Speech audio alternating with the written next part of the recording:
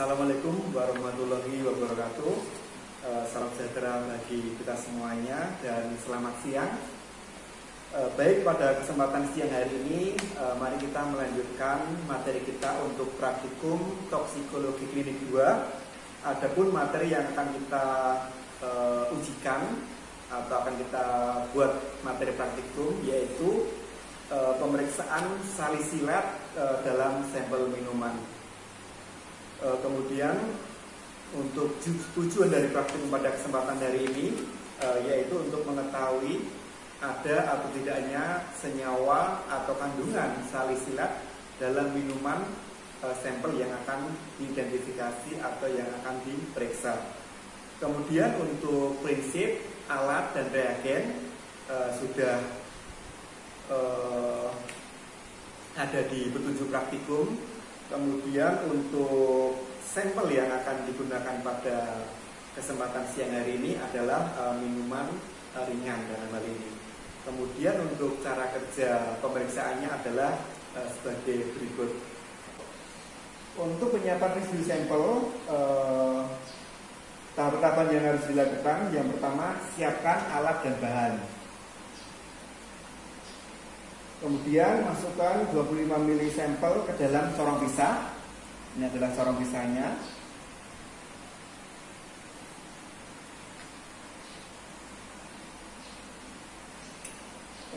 Fungsi corong pisah adalah untuk proses ekstraksi. Tujuannya yaitu untuk memisahkan matriks minuman dengan senyawa salisilat yang terkandung di dalam sampel minuman ringan tadi. Terus kemudian diasamkan dengan H2SO4 dengan konsentrasi 4M. Ukurlah dengan kertas lakmus.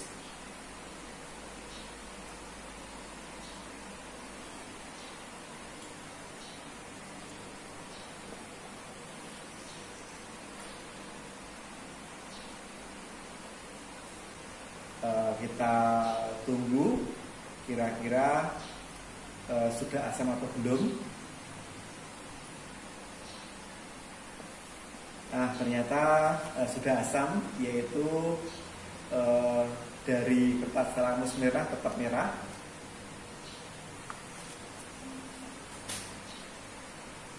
Kemudian lakukan ekstraksi sesuai dengan prosedur 2 kali 20 ml ether. Jadi ekstraksinya yang dilakukan sebanyak 2 kali. Masing-masing ekstraksi membutuhkan 20 ml ether.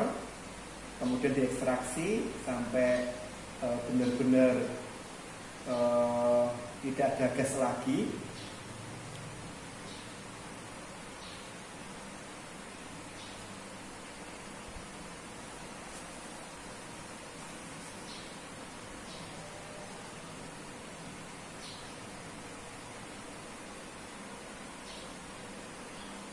Kemudian kalau sudah selesai dilakukan ekstraksi, dilakukan sedimentasi atau pendiaman sampai nanti terjadi 2 lapisan. Karena ini menggunakan ether, otomatis nanti yang dipakai adalah fase atau lapisan bagian atas, karena biji ether lebih ringan dibandingkan aqueous atau air atau matriks sampel yang digunakan. Dalam hal ini adalah minuman ringan. Setelah dilakukan ekstraksi dengan 2 kali 20 ml ether, kemudian ambillah fase ether dan dibagi menjadi 2 cawan porselin. Nah, ini adalah hasilnya. Setelah dilakukan ekstraksi, didapatkan ether yang mana masing-masing diletakkan dalam cawan porselin. Ini telah dilakukan ekstraksi sebanyak 2 kali 20 ml ether. Kemudian uapkan pada suhu kamar sampai isap. Setelah diuapkan pada suhu sampai isap, dua-duanya sampai isap, sampai terbentuk ekstrak daripada ether yang sudah diisapkan tadi.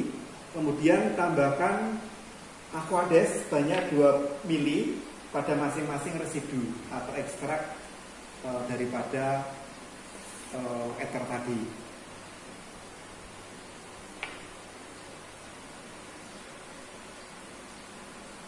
Kemudian selanjutnya nanti siap untuk dilakukan pemeriksaan untuk pemeriksaan residu 1 dan pemeriksaan residu 2.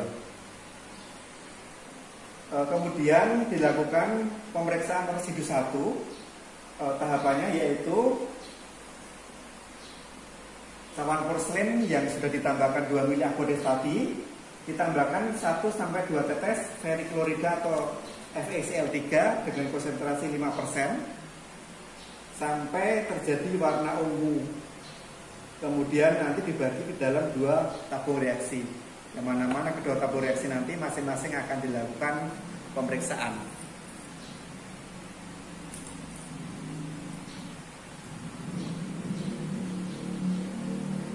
Yaitu ditambahkan FeCl3 5% sebanyak 1-2 tetes.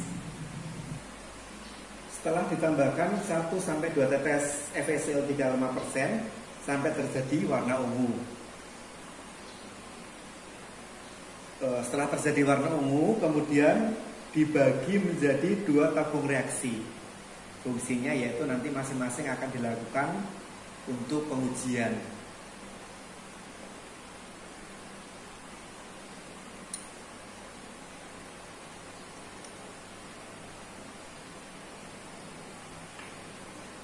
Pada tabung reaksi 1, tambahkan dengan 1 mili etanol atau alkohol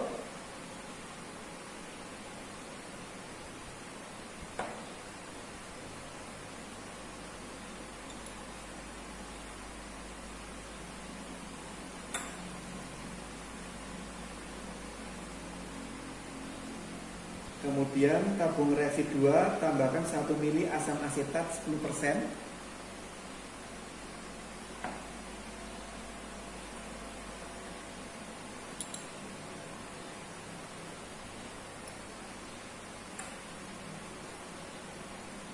Kemudian interpretasi hasil, jika positif mengandung senyawa salisilat, maka warna ungu tidak larut, maka sampel mengandung salisilat.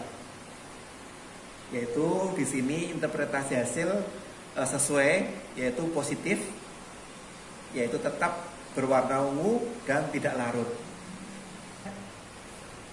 Residu 2 yang telah ditambahkan 2 mili aquades, kemudian pindahkan ke dalam tabung reaksi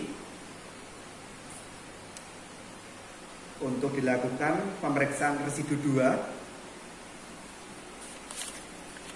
Kemudian tambahkan 0,5 mili H2S4 pekat atau 1-2 tetes H2S4 pekat.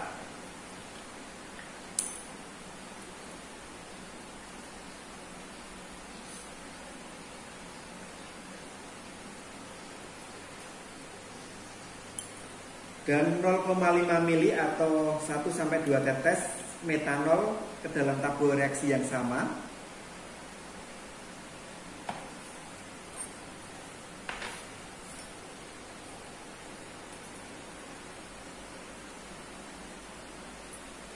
Kemudian dihomogenkan.